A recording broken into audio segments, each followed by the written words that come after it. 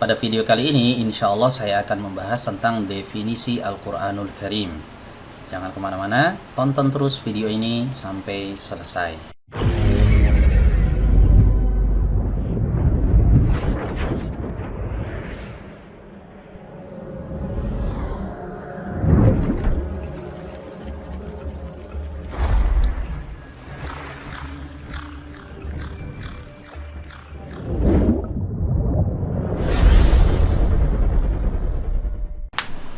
Bismillahirrahmanirrahim. Assalamualaikum warahmatullahi wabarakatuh. Alhamdulillah wassalatu wassalamu ala Rasulillah nabiyina Muhammadin wa ala alihi wa sahbihi wa mawalah, amma ba'd. Baik teman-teman sekalian, insyaallah pada video kali ini kita akan melanjutkan kembali pembahasan dari kitab At-Tajwidul Musawwar yang disusun oleh Fadilatul Syekh Dr. Aiman Rushdi Suwaid hafizahullahu ta'ala. Dan insyaallah pada kesempatan kali ini kita akan masuk kepada pembahasan pertama dari kitab ini, yaitu pembahasan tentang Al-Quranul Karim. Di pembahasan Al-Quranul Karim ini terdapat 5 pembahasan turunan ya, yang disebutkan oleh Syekh Aiman di sini. Pembahasan pertama yaitu tentang ta'riful Qur'anil Karimi wa ma'na tawatur. Definisi Al-Qur'anul Karim dan makna at-tawatur. Ya, apa itu at-tawatur? Insyaallah akan dibahas nanti ya. Kemudian yang kedua yaitu pembahasan tentang kaifa ballaghan nabiyyu sallallahu alaihi wasallam al-Qur'ana lil ummati. Bagaimana Nabi sallallahu alaihi wasallam menyampaikan Al-Qur'an kepada umat ini. Ya, ini juga pembahasan turunan dari pembahasan Al-Qur'anul Karim. Kemudian pembahasan turunan yang ketiga adalah marahilut tadwinil Qur'anil Karim. Fase-fase penulisan Al-Quranul Karim ya, jadi Al-Quranul Karim ditulis melalui beberapa fase.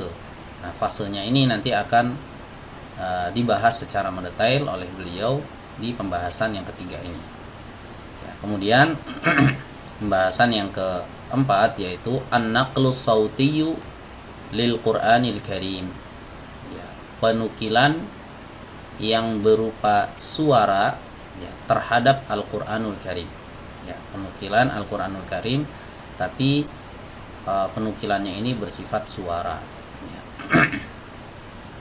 Kemudian yang kelima adalah ahadu asanidil muallifi al-muttasilati bitilawatil Qur'ani ilan nabiyyi sallallahu alaihi wasallam ya, salah satu sanad yang dimiliki oleh muallif ya, oleh penulis yaitu Dr. Aiman yang bersambung ya,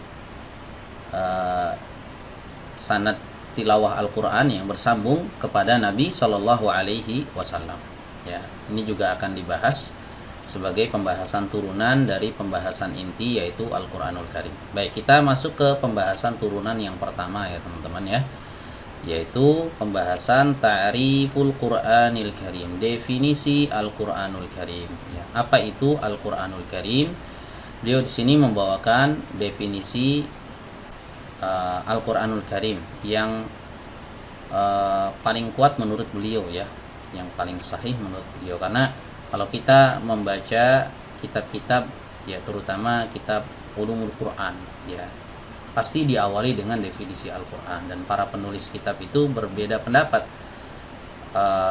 dalam mendefinisikan Al-Quranul Karim. Apa itu definisi Al-Quranul Karim? Nah, definisi yang beliau sebutkan di sini adalah huwa kalamullahi ta'ala al-mu'jiz ya, ia adalah kalamullah ta'ala al-mu'jiz. Ia adalah kalamullah ta'ala ya.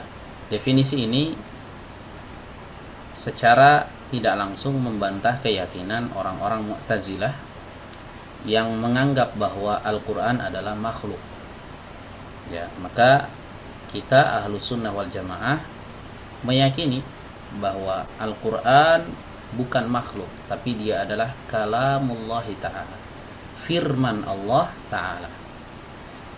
Al-mu'jiz, ya. Al-mu'jiz berasal dari kata a'jaza yu'jizu, yang bermakna melemahkan, ya, atau menjadikan lemah, ya. Atau bisa juga diartikan membuat tak berkutik, ya. Itu beberapa makna dari al-mu'jiz, ya. Kenapa Al-Quran kalamullah disifati dengan al-mu'jiz, membuat tak berkutik, ya? Hal ini disebabkan karena kekuatan bahasa Al-Quran itu sendiri, ya. Jadi Al-Quran ini diturunkan di masa di mana orang-orang Arab saat itu sangat-sangat mengagungkan bahasa yang mereka miliki. Mereka itu sampai berlomba-lomba, ya, membuat syair yang bagus, ya. Bahkan mereka membuat perlombaan, ya, membuat perlombaan yang mereka adakan selama setahun sekali, ya. Tak siapa yang paling bagus syairnya, gitu ya, yang nanti yang terpilih yang menang, ya, itu mereka akan mendapatkan hadiah yang menarik, hadiah yang besar. Dan syairnya ini, ucapan yang bagusnya ini akan digantungkan selama setahun di dinding Ka'bah, ya. Nah, ketika dalam kondisi seperti itu, orang-orang Arab yang seperti itu, ya, berada di puncak ketinggian bahasa mereka, maka turunlah Al-Quranul Karim di tengah-tengah mereka. Dan apa yang terjadi? Para penyair-penyair yang mereka anggap paling hebat dalam urusan bahasa, ternyata mereka dibuat tak berkutik sama sekali, dibuat lemah, tidak berdaya oleh Al-Quranul Karim, ya. Sampai mereka terheran-heran, ini tidak mungkin ada manusia yang mampu membuat bahasa perkataan dengan bahasa yang setinggi ini, ya. Mereka tidak ada yang mampu untuk menandinginya, ya. Bahkan Allah Subhanahu wa ta'ala menantang, ya, siapa saja yang mampu untuk mendatangkan yang semisal Al-Quran, ya. Dan tantangan ini terus dibuka sampai hari kiamat, ya. Bawakan yang semisal dengan Al-Quran. Ternyata tidak ada yang mampu untuk membawakan semisal Al-Quran, ya. Jangankan semisal dengan Al-Quran, ya, Allah menurunkan kembali, ya. Oke, kalau memang nggak bisa 30 juz, ya udah 10 surat saja, ya. 10 surat, bawakan 10 surat yang semisal dengan Al-Quran. Ternyata masih belum ada yang mampu, ya. Kemudian Allah turunkan lagi standarnya, ya sudah 1 surat saja, ya. Ternyata sampai hari ini, bahkan sampai hari kiamat, tidak ada seorang pun yang mampu membawakan yang semisal dengan Al-Quran meskipun hanya 1 surat saja. Jadi mereka dibuat seolah-olah tak berkutik di hadapan Al-Quranul Karim. Nah, inilah yang dimaksud dengan al-mu'jiz, ya. Jadi definisinya, Al-Quran adalah kalamullah ta'ala al-mu'jiz, yang menjadikan para musuh-musuhnya ini menjadi tak berkutik, ya. Al-munazzalu ala qalbi nabiyina Muhammadin sallallahu alaihi wasallam, yang diturunkan ke dalam hati Nabi kita Muhammad sallallahu alaihi wasallam.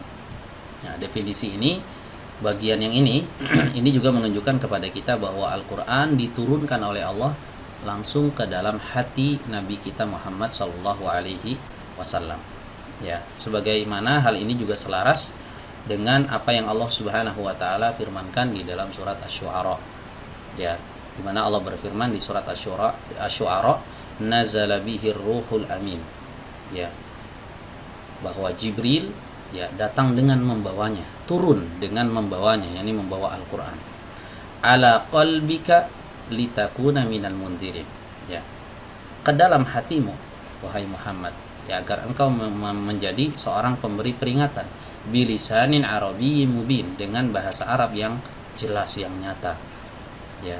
Ini ayat yang berbicara seperti ini, ya. Jadi mungkin definisi ini diambil dari ayat tadi, ya, di surat Asy-Syu'ara ini. Kemudian definisi ini juga mengeluarkan kitab-kitab yang lain selain Al-Quran yang merupakan kalamullah juga, ya, seperti Injil misalnya, atau Taurat atau Zabur atau Suhuf Ibrahim dan Musa.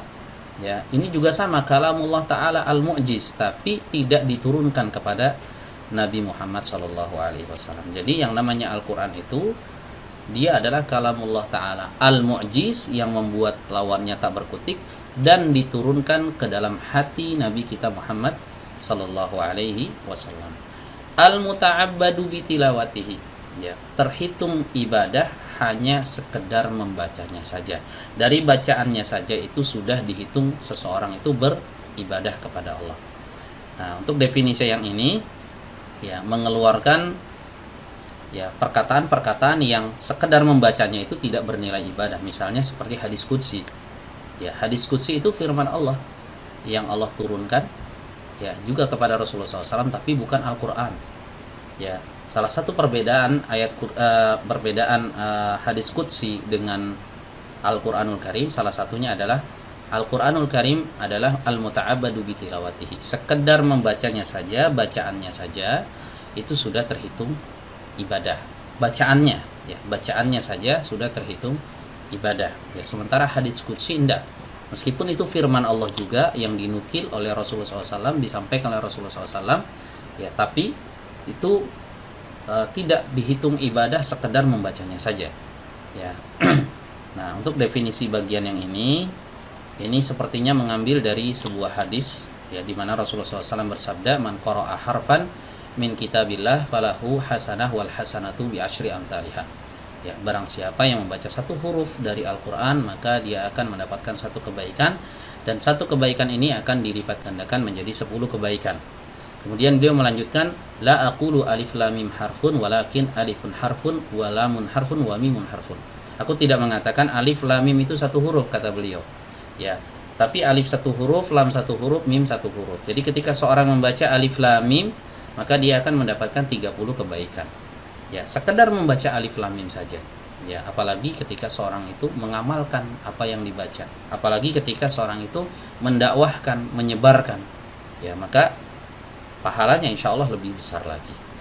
Nah, ini kekhususan Al-Qur'anul Karim. Dia sekedar bacaannya saja sudah mendapatkan pahala dan sudah dihitung sebagai orang yang sedang beribadah kepada Allah. Ya. Baik, kita lanjut. Al-maktubu bainad daffatain. Yang tertulis di antara dua sampul. Ya. Ad-daffatain yang dimaksud di sini adalah dua sampul. Jadi Al-Qur'an itu tertulis di antara dua sampul. Kalau kita membuka mushaf itu kan ada sampul depan, sampul belakang. Nah, yang di tengah-tengah di antara dua sampul ini itulah Al-Qur'an. Ya, itulah Al-Qur'anul Karim. Al-manqulu ilaina bitawatur. Ya. Yang dinukil sampai kepada kita dengan tawatur. Ya, apa itu tawatur? Insyaallah penjelasannya akan ada setelah ini. Ya, mungkin di video selanjutnya ya akan kita bahas tentang apa itu tawatur. Ya, jadi Al-Qur'anul Karim dinukil kepada kita dengan model tawatur. Ya, nanti definisi akan kita bahas insyaallah. Al-mutahadda bi aqsari suratin minhu. Ya, yang mana Al-Qur'an menantang ya dengan surat terpendek darinya. Ya. Artinya Allah Subhanahu wa taala menantang ya siapapun yang menolak Al-Qur'an ini untuk membawakan yang semisal dengan Al-Qur'an. Ya, kalau tidak mampu 10 surat, kalau tidak mampu 1 surat saja. Ya. Bahkan bi aqsari suratin minhu. Ya. Surat yang terpendek darinya. Ya, enggak perlu 1 surat ini Al-Baqarah, enggak. Yang pendek saja, misalnya Al-Kautsar. Itu kan surat pendek banget ya. Cuma 3 ayat saja. Inna a'tainakal kautsar fashalli li rabbika wanhar inna syani'aka huwal abtar. Cuma 3 ayat ini. Ayo, siapa yang bisa membawakan semisal ini? Inilah definisi Al-Qur'an yang diturunkan oleh Syekh Dr. Aiman Rushdie Suwaid di kitabnya At-Tajwidul Musawwar.